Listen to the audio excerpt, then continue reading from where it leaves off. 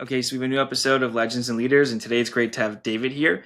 David, you're somebody that's focusing on orchestrating connection through community and the kind of the methodology behind that. How do we even do that today? How do we engage with people properly, build relationships that last, and what goes into actually reciprocating properly?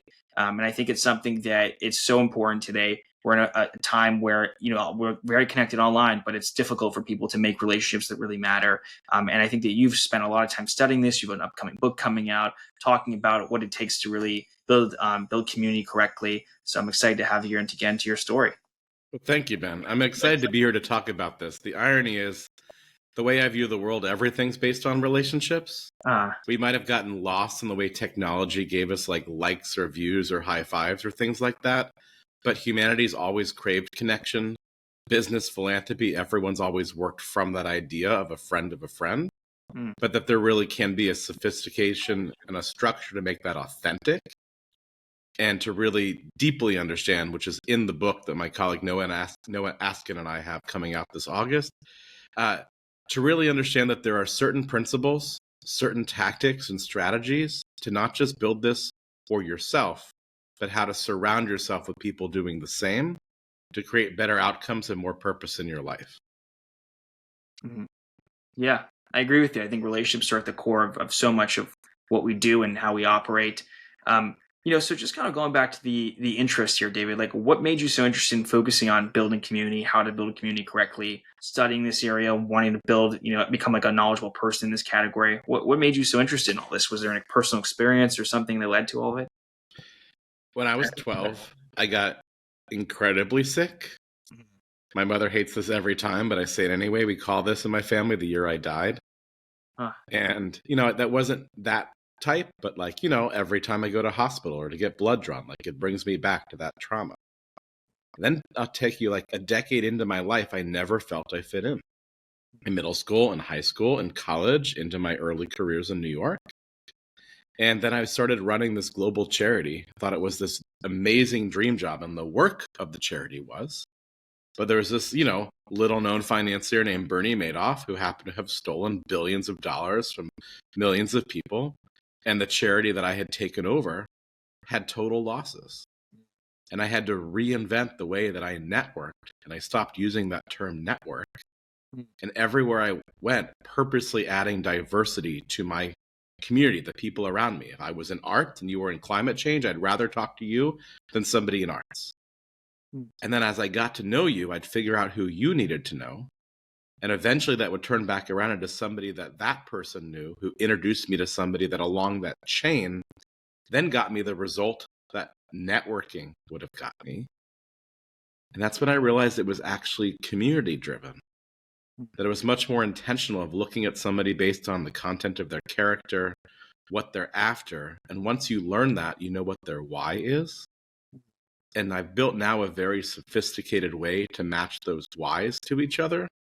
At the same time, understanding not all the world is going to like you or want to talk to you. So I've also built a very sophisticated no assholes policy into my life. And like that balance of like who you want around you and who you don't, therefore, Ben, who you don't want on your podcast, is the way that I've built my entire world, this orchestrated connecting empire that's fallen to my lap, become all of what I do, to the point where today I'm sick and I'm worn down, but that's because I want to keep helping people and keep showing up in the right way to get out of the way so the right people can meet each other that should have otherwise.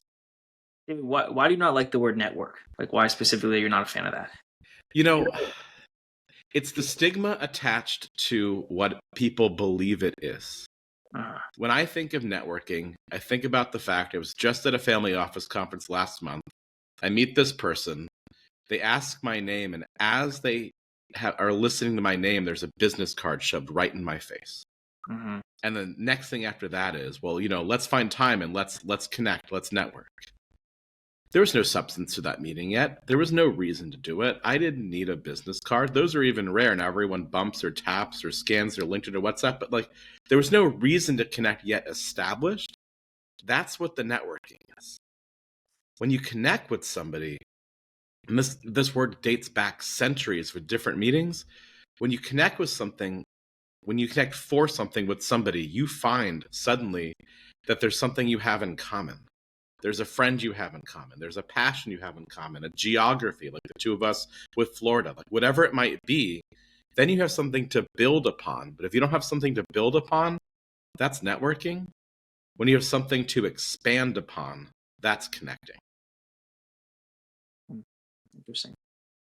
Do you think networking traditionally can be more elevated? Like, what would be some things you would do to kind of change it from networking to connecting?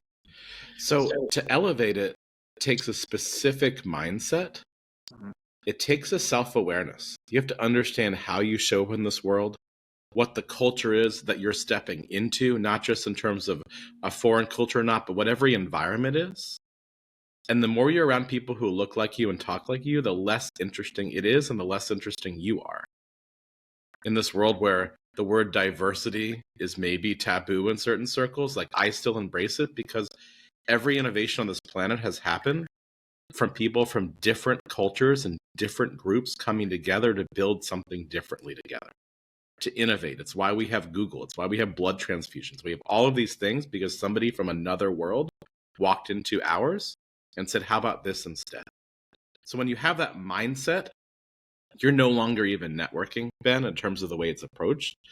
But then what we in the book talk about is our primary two principles of strengths from that: curiosity and vulnerability. Mhm.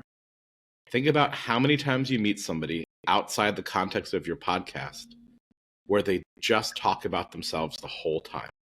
Mhm. They don't ask you how many interesting guests you had, who you had on, what you're doing. Like there's so many people that are just completely devoid of curiosity.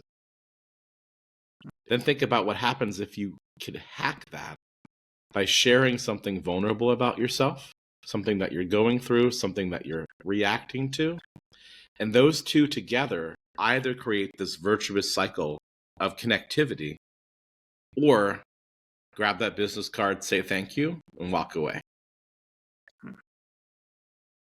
Interesting. So, community in the modern age is something that a lot of people talk about. I mean, you've got social communities, you have different groups you can be in on Facebook or other platforms, where you kind of find people that like similar things to you, Reddit forums, things like that. I think a lot of people like to call that community today. You have in-person events you can go to based on similar interests. What does the modern community look like, a healthy modern community, David? Like, what do you envision that is? So I'll tell you as part of my test for Mhm. Orchestrated Connecting. If you're really in my community and I'm sick or my kid's sick, if I called you, would you come? Right. And in the larger sense of community, if I called you and you weren't available, who could you call that would come for my kid? That's the depth of connection.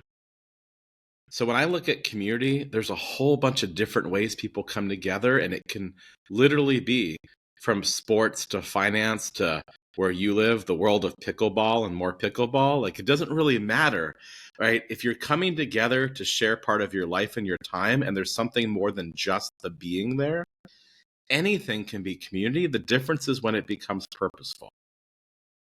And that's this idea, right? We live in this fragmented world where everything seems tribal again. And they use tribal in the sense of you're sticking with the people who are going to protect you. But what about if you're in a purposeful community, you stick with the people who elevate you? Because every study around networks and communities shows that the more people around you are positive to who you are and what you need, the more positive your life is. If there's 3 people who are runners and 2 people who are overweight, generally those 2 people become athletic and more fit. If there's 4 people who are, mentally sound and the 5th one has a breakdown, their community catches them. And everyone around you for that, after about 25 years old, that's a choice who you have around you. It's a choice where you go. It's a choice who you let in. It's not this thing where like, oh, I have no friends. COVID's happened. What happened? That was a choice to not have depth for many people.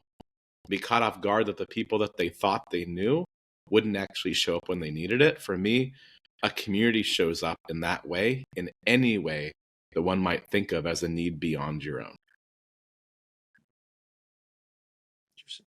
Yeah, I think that makes a lot of sense what you're saying. I mean, it's a community where people are helping unconditionally and they care about you unconditionally almost. It's almost like it just I mean I guess that is what a real relationship is anyhow.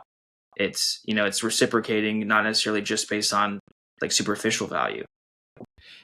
But with it comes a strategy, right? Because we started talking a little bit ago about this world of networking, or the guy handing me a business card. Like I was at a family office conference where I speak frequently, and that's a lot of my world around the world of wealth and impact. So when people understand your purpose, they will call you up and create circumstances you don't think could happen to you without having done that work. Hmm. Case in point, one of the sort of fun highlights for me, my friends Mitzi and Clara called me up and said, "You have to come to this mental health dinner. We're helping out the citizens of Ukraine." I said, "Fantastic." And I walk up and I see two of my friends. And then General David Petraeus walks over. He goes, "I've heard so much about you. Thank you so much for being here and bringing some of your friends." And in the middle of this dinner, he looks over at me and he calls me the connector in chief. And it wasn't that General David Petraeus was saying that. It's that he meant it because he knew he could back it up by my actions I'd already taken to help his friends on a project they were doing. So this isn't just like, let's feel good, let's all be together, like everyone will have your back, like they'll help your kids or my kids. Like there's a reason why we should build authentic, deep relationships and be clear on our purpose and intentional on our goals. And if the people around us can champion us doing that as we can champion them, the world's a better place, we're in a better place, and opportunities come to us. And we're not thinking, well, that person got lucky. That person was born this way. That person. We're not looking at this as what didn't happen to us. We can manifest it, but it takes an intentionality with who's around us to do so. How does curiosity come into play here? Like, is it something that, because I mean, I think you talk about how it leads towards more meaningful connections. I mean, is it something that you're curious in terms of you trying to reciprocate and ask the person you want to build relationships with as much as they're almost asking you? Is it more of just being more open minded in how you build your community? How does it kind of come into play? It's all of that, but I would say case in point, like listen to any of the last 20 podcasts you've done. You're a curious person. You get people to come and to bear what they're doing, what they're after, not just to drive more listeners to your podcast, but for what the point is for how you built it. So if you have that and you are getting that out of people, that's also giving incredible insight for what those people need. It's also giving everyone a window in to how to connect with them. That's why I go back, like that. It's not that sort of kumbaya type of moment, right? When you're curious, you are actually fishing and gaining insight into somebody, what drives them, what they need, what they want to invest in, who they need to hire, what problems they're having. But if you do that with trust, then when you offer to help them with something that might be sensitive or opportunistic, things stay relational, even if they end up being transactional. So, David, you have like a lot of different pieces to what you do. You've got Orchestrated Connecting, this community that you've built up of connectors. You have your own advisory firm. You also have another startup that you're working on that's focused on authentic relationships. I mean, you've got multiple different pieces. How do you view this ecosystem today, like in terms of addressing the goals that you have of making more healthy relationships that are not just transactional, even if there is, actionable value there? And just like, what does this ecosystem continue to look like going forward? The way I view it is I'm either like gonna make something of myself, or I'm like one step towards failure and it's all gonna fall apart. Like I have to be humble with it because the type of people I'm working with and dealing with are unbelievably successful humans. I met this guy, Gary, and he's working on consciousness. He joins my network because he's a connector. Then he starts telling me about the Hollywood movies he's done. And I was like, oh my God, that was the 90s. Like, that was my childhood. You made that? He goes, yeah, that was what I did 30 years ago. So like I've built all these incredible people and I've tried to build a system for this, right? So like the quick overview, right? I named everything that's in it. What relationship value is, what connection is. I even have this viral article about the type of connectors that I hate, and not just givers versus takers, but people who suddenly subscribe you to a BCC email list and you can never get off without saying, Ben, I don't want to be on that, to that person that affects especially a large amount of women, this guy called the Dick, who meets you under the pretense of business but wants to get in your pants. Like, there's so many types of these people to avoid. So once you name it and once you elevate those people, like I run this exhaustive series of events now internationally at cost to connect people together. When something's going to benefit a client of mine, like the founder of Investopedia, who's a close friend, and I'm championing his work in AI and agentics and all of this world, then I identify it. This is Corey. This is what he does. I stand behind it. The book is an elevation of that. The startup is a system of that. But what if we could take, right, our interaction now, and as opposed to needing to take hours and then years to figure out how I can help you elevate what you're doing more forward, what if that interaction should be systematized so my network knows where to help you next? You want to get podcast guests who are going to elevate this much greater than maybe I could. And then that's at your fingertips through a startup.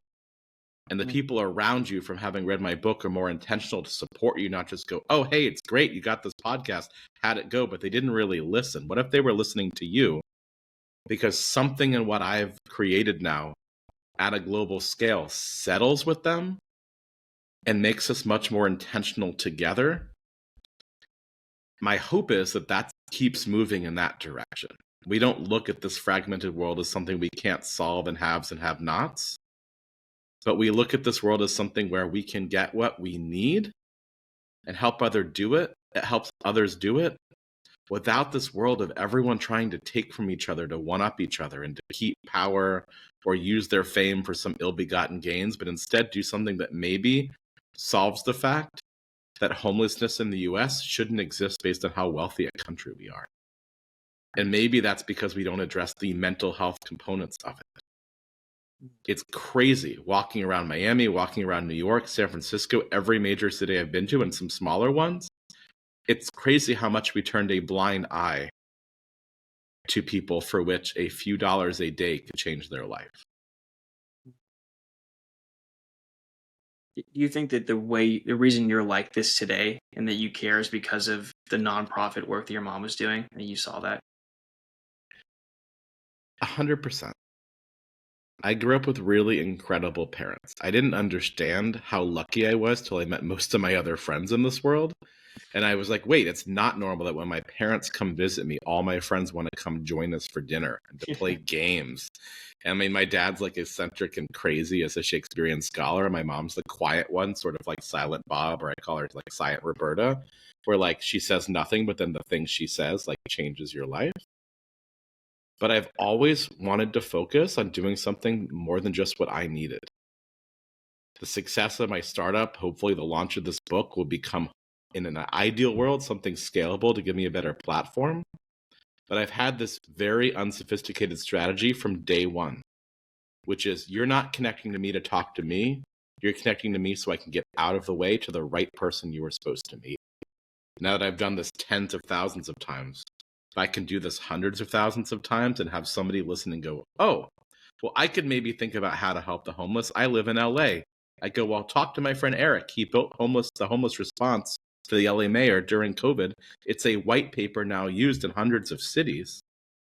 Maybe there's genius there from my friend. You don't need me. You need him. Interesting.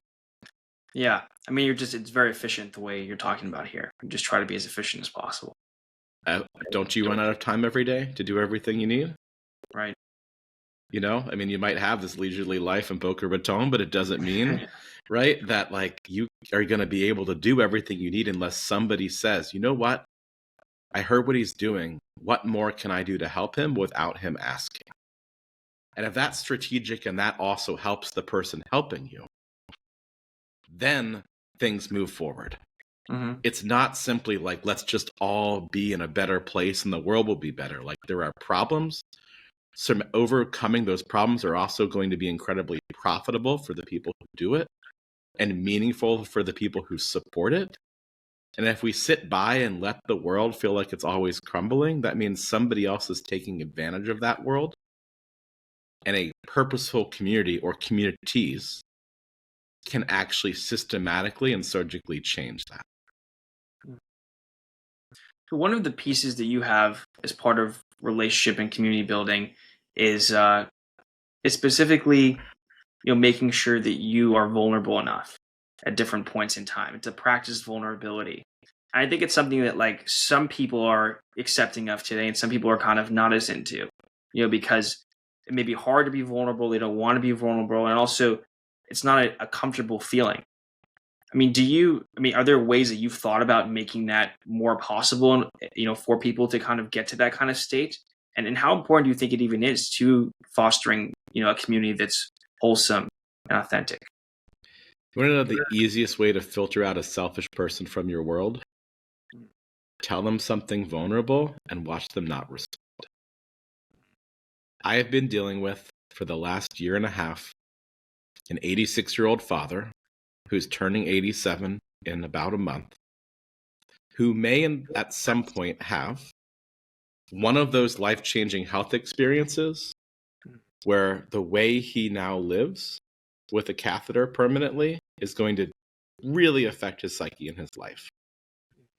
And I'm in New York helping my father, who is in Florida, where I grew up. My sister's in North Carolina. I have a brother in California. And like, we can help, but we all have kids and like, we're not near. It's really hard to not know when you get a call from your mother, whether it's life is good, we're coming up to see you, or like we went back to the hospital, there was blood again. Like, and I'm thinking, holy, am I going to lose my dad? And then I'm going to get this call. How many people you think relate to that right now listening, who are now thinking about their parents or have unfortunately lost their parents, or dealing with the baby boomers and taking care of our loved ones, which is a massive, disastrous world we're all going to be in sooner than we think. If you don't respond to that, somebody doesn't respond, then like, I view that as a strength, sharing that. Because if you and I end up talking about our parents that way, we build a lot more trust. And that is strategic and valuable to build community at the same time. Because now you might think of me as somebody who's not just going, all right, my dad's getting older, put him in a home. There's lots of homes in Florida. Like, no, like I'm going to be there for my parents for whatever happens through their life. And I have to develop great patience to approach them on what they are that day. Either follow up in terms of a conversation as this example, which is a real life example for me, with your own, or, and I'm not saying you have to do this now because we got timing and podcasts and everything to get through, or if you don't, like, I don't need you in my life. It's that simple. So like, if you're afraid of somebody's reaction to being vulnerable, then you need to do the work so you don't need to have somebody else's validation for something you share. But when you share it, you end up gaining insight and trust into people and them into you in a way that is quicker and faster than anything else. And you add that to the curiosity of the back and forth. That's that conversation at a bar, at a party, at an event, at a conference that was the right one you had. And we end up with a few of those each time we go out to interact with people, and you can build more and more with that vulnerability. What's kind of next for you now? Like, what are your short-term goals, your long-term goals? What's your biggest focus? I know we talked about the book and the purpose of that, but what is this kind of like? Do you have the goals to build your community to a certain point, or there's certain aspects of that you're focusing on? Like, what is this? What does your roadmap look like right now? So I'll tell you the aspirational one with the caveat I did say about 15 minutes ago. I do think I might fail any given moment or day, right? I'm after something big because I'm after something bigger than myself. And every part of that, that means now I have to collaborate with people who have their own values and vision. So my co-author, Noah, didn't want to write a book. He's a tenure professor, articles, research. He's an unbelievable, thoughtful man in this respect. But he wanted to write this book because he took my practices into his classroom and it changed the nature of his teaching. And he's like the Malcolm Gladwell, like thought leader on this. Like I just throw stuff at a wall and I go, look, all these things stuck. Now I'm sophisticated with how I explain it. And he goes, actually, there's a social science behind it. So in an ideal world, right, I would love my book to sell, to launch a movement where people realize that everyone around them matters. There's a new system to approach it. and we're kinder and more strategic at the same time. The startup that I'm building, which is in the middle of a new raise for, will launch in, late spring. And if it works the way the new venture groups and family offices are looking at, it won't be some new Facebook or LinkedIn. It'll be the way that we connect with authenticity to value the introductions we make and the way that we connect with each other so that we have more time to be, word of the day in this podcast, purposeful and intentional. So if those two things work and my network scales to be tens of thousands of people, I'll be completely overwhelmed then, as I am overwhelmed now, and I'll still be a very active dad who prioritizes my kids above anything else. I'll still be a classical composer who writes work that no one listens to, even though I named my world Orchestrated Connecting. On my homepage, you can watch me play piano, and yet still, people love the idea that I'm a composer. Yeah. They don't actually listen, and that's okay, because I've set out on a course to do something greater than myself so that people around me can do something greater that actually affects this world. And if I can be a catalyst for that, I'll be content even if the fame, the fortune, even the credit doesn't come back to me, because something in what I've built works with some of the most incredibly connected people on this planet. And I've created the language they knew for how they are. Now I'm creating the system and writing the book around it, with the sole hope being we live in a world where most people would say right now it's not that great. Yet statistically, we're still better than we were 100 years ago. And we could turn that consciousness into something that moves people forward with action, not words. I consider myself lucky to have been part of that. It's a big goal. It's a great goal. Yeah. Well, David, I mean, that was all the questions that I had. I appreciate you taking the time and doing this. I think it's really important what you're focusing on. Community, building community that really is authentic and real is essential. And I think it's a big piece of, how we built up a successful society today. We have these communities that keep us together and keep us strong and help us throughout our lives. And it's great that you're bringing this back as something that, is important to focus on and making it a major talking point and dedicating your time to that.